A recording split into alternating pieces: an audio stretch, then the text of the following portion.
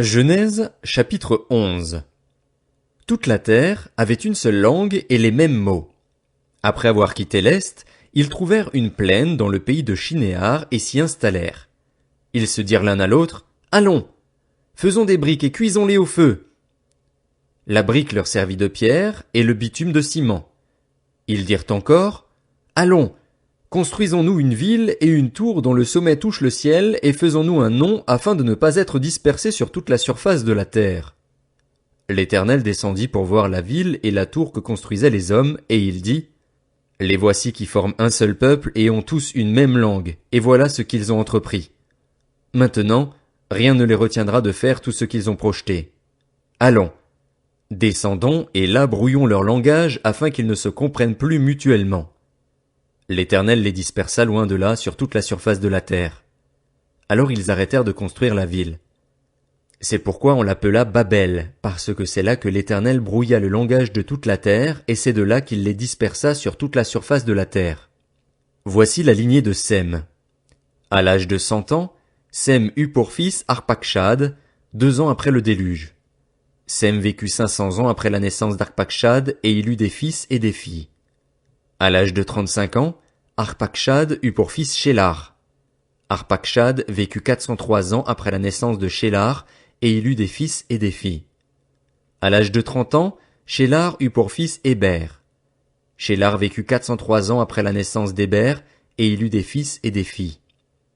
À l'âge de 34 ans, Héber eut pour fils Péleg.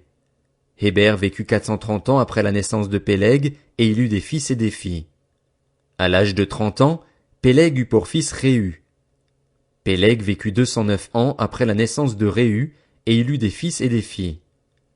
À l'âge de 32 ans, Réu eut pour fils Sérug. Réu vécut 207 ans après la naissance de Sérug, et il eut des fils et des filles. À l'âge de 30 ans, Sérug eut pour fils Nachor. Sérug vécut 200 ans après la naissance de Nachor, et il eut des fils et des filles. À l'âge de 29 ans, Nachor eut pour fils Térar. Nachor vécut 119 ans après la naissance de Térar, et il eut des fils et des filles. Térar était âgé de 70 ans lorsqu'il eut Abram, Nachor et Haran. Voici la lignée de Térar. Térar eut pour fils Abram, Nachor et Haran. Haran eut Lot. Haran mourut du vivant de son père Térar dans le pays de sa naissance, à Ur en Chaldée. Abram et Nachor se marièrent. La femme d'Abram s'appelait Saraï, et la femme de Nachor Milca. Elle était la fille d'Haran, qui était le père de Milca et de Jisca.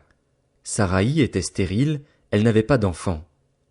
Térar prit son fils Abram, son petit-fils Lot, qui était le fils d'Haran, et sa belle-fille Saraï, la femme de son fils Abram. Ils sortirent ensemble d'Ur en Chaldée pour se rendre dans le pays de Canaan, mais, arrivés à Charan, ils s'y installèrent. Térar vécut 205 ans, puis il mourut à Charan. Genèse chapitre 12. L'Éternel dit à Abram, « Quitte ton pays, ta patrie et ta famille et va dans le pays que je te montrerai.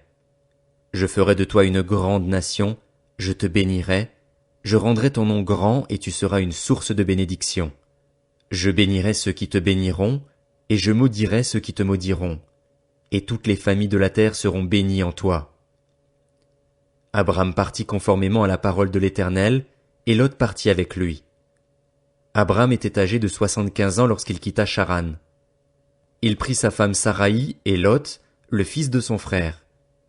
Il prit aussi tous les biens et les serviteurs dont ils étaient devenus propriétaires à Charan, et ils partirent pour se rendre dans le pays de Canaan, où ils arrivèrent. Abram traversa le pays jusqu'à l'endroit appelé Sichem, jusqu'aux chênes de Morée. Les Cananéens occupaient alors le pays.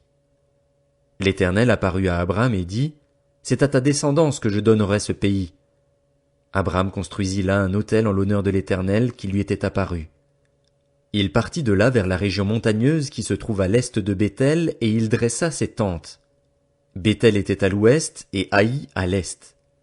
Là il construisit un autel en l'honneur de l'Éternel et fit appel au nom de l'Éternel. Puis Abram continua par étapes en direction du Néguev.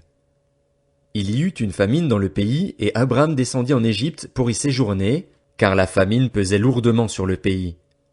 Comme il était sur le point d'entrer en Égypte, il dit à sa femme Saraï, « Écoute-moi. » Je sais que tu es une belle femme. Quand les Égyptiens te verront, ils diront, c'est sa femme, et ils me tueront, tandis que toi, ils te laisseront en vie.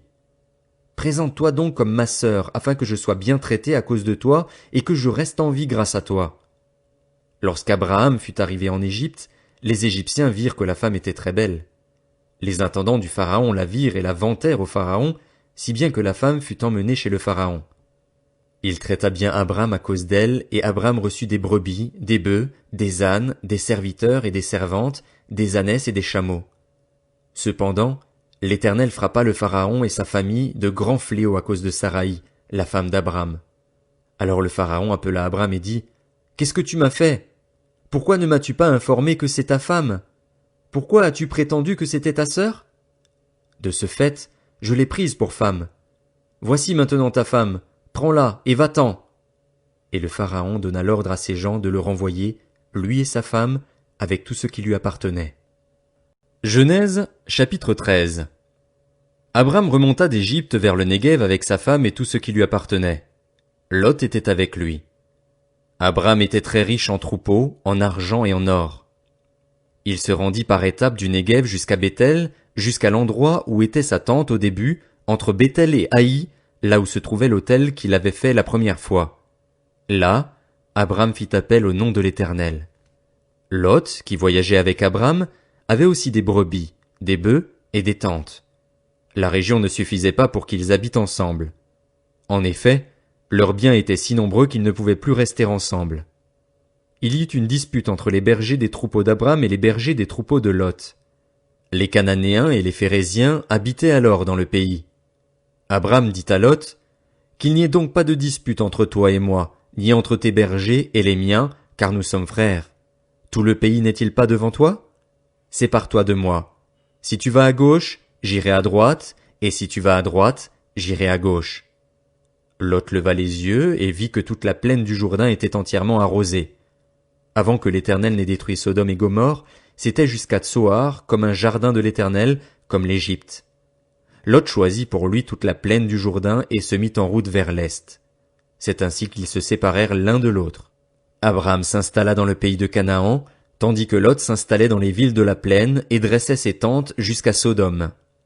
Les habitants de Sodome étaient mauvais et péchaient beaucoup contre l'Éternel.